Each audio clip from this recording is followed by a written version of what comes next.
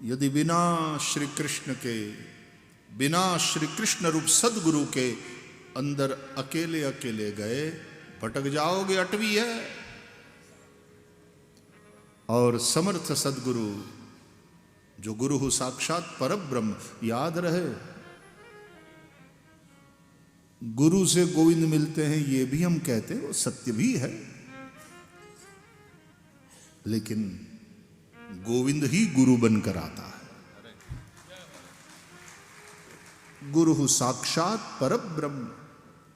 गुरु और गोविंद में कौन भेद करता है? बड़ा प्रसिद्ध दुआ है जो कहता है, गुरु गोविंद दोनों खड़े, किसको लागू पाए। गुरु और गोविंद दोनों आकर के खड़े हो गए तो शिष्य के, साधक के मन में प्रश्न उठा कि पहले किसको प्रणाम करूं। बोले फिर उसने ये समझकर कि गुरु से मुझे गोविंद मिले, अतः मैं पहले गुरु को। गुरु गोविंद दोनों खड़े, किसको लागू पाए। बलिहारी गुरु आपकी, कि मोहे गोविंद दियो बताए। इसलिए पहले गुरु को। एक ये सीधा साधा सामान्य अर्थ है, लेकिन उसमें थोड़ा सा सोचने वाली बात है कि गुरु और गोविंद दोनों आकर खड़े हो गए और शिष्य दुविधा में फंस गया कि किसको लागू पाए, पहले किसको प्रणाम। जब जब शिष्य दुविधा में फंसता है तो गुरु उसकी दुविधा को मिटाते हैं। तो क्या आज नहीं मिटाएंगे? बोले आज भी गुरु ने उस दुविधा को मिटाया, समाधान दिया। क्या? बोले ऐसा समाधान दिया कि शिष्य बोल उठा, बलिहारी गुरु आपकी जय हो भगवान। क्या समाधान दिया? मोहि गोविंद दियो बताए। वहीं जा, मैं तो माध्यम हूं केवल, तुझे पहुंचना है वहां। यह दूसरा अर्थ। और तीसरी बात तो यह है कि गुरु और गोविंद ये दो रूप, ये तो केवल उसकी दुनिया में द्वैत है। बाकी जिसको तत्व का ज्ञान हुआ, तत्व समझ में आ गया, तो वहां दो कहां रहते हैं? गुरु गोविंद एक दुग्धा को दूर भेद। गुरु गोविंद वो दोनों एक ही है। गुरु गोविंद एक दुग्धा को दूर भेद। गुरु गोविंद एक दुग्धा को दूर भेद। ज्ञान के चक्षु देख, ज्ञान के चक्षु देख, दोनों का ठिकाना रे। हरि गुण गाना, हरि गुण गाना, हरि गुण गाना, हरि गुण गाना। हे हरि गुण गाना, प्रभु रूप का धर ध्याना।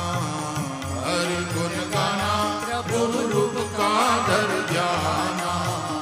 हरि गुण गाना, हरि गुण गाना, हरि गुण गाना, हरि गुण गाना।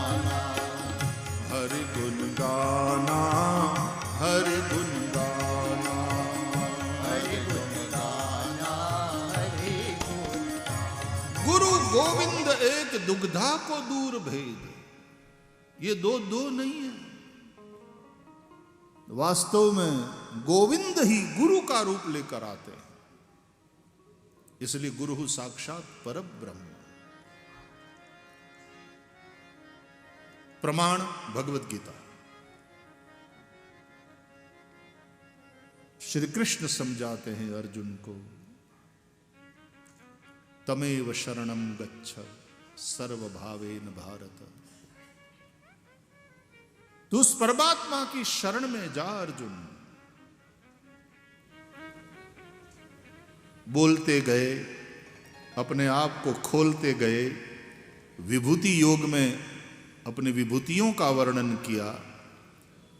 सुन करके अर्जुन को भगवान के असली रूप का दर्शन करने की इच्छा जागृत हुई।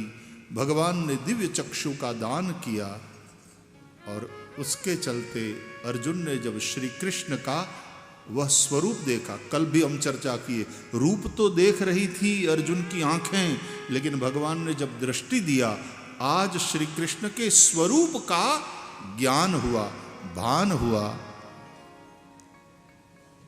और जब पूर्ण रूपेण खोल दिया अपने आप को, दिव्य चक्षु का दान किया, अब अर्जुन ने पहचान लिया कि कौन है ये। पहले तो शिष्य के रूप में समर्पित हुआ था, उनको गुरु मान रहा था। शिष्यस्ते हम शाधिमाम त्वाम प्रपन्नम, उनको गुरु मान रहा था। और वो गुरु के रूप में कृष्ण कह रहे थे तमेव शरणम गच्छ सर्वभावेन भारत। लेकिन जब श्री कृष्ण ने अपने आप को खोल दिया, पता चला कि ये तो खुद ही वो है, परब्रह्म है। फिर कृष्ण की वाक्यावली देखो बदल गई, फिर कहते हैं मामेकम शरणम व्रज, सर्वधर्मान परित्यज्य मामेकम शरणम व्रज, अहम त्वा सर्व पापेभ्यो मोक्षयिष्यामि मा शुच। तो तमेव शरणम गच्छ, मामेकम शरणम व्रज। जब ये पता चल जाता, ये ज्ञान हो जाता है,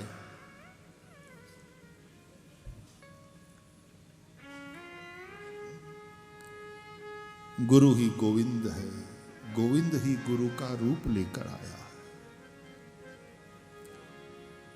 जब उस परम तत्व को जानने की इच्छा भीतर प्रकट होती है, वो जिज्ञासा, अथा तो ब्रह्म जिज्ञासा, वो जब प्रकट होती है तो वो परमात्मा, वो परब्रह्म ही सद्गुरु का रूप बनाकर आया।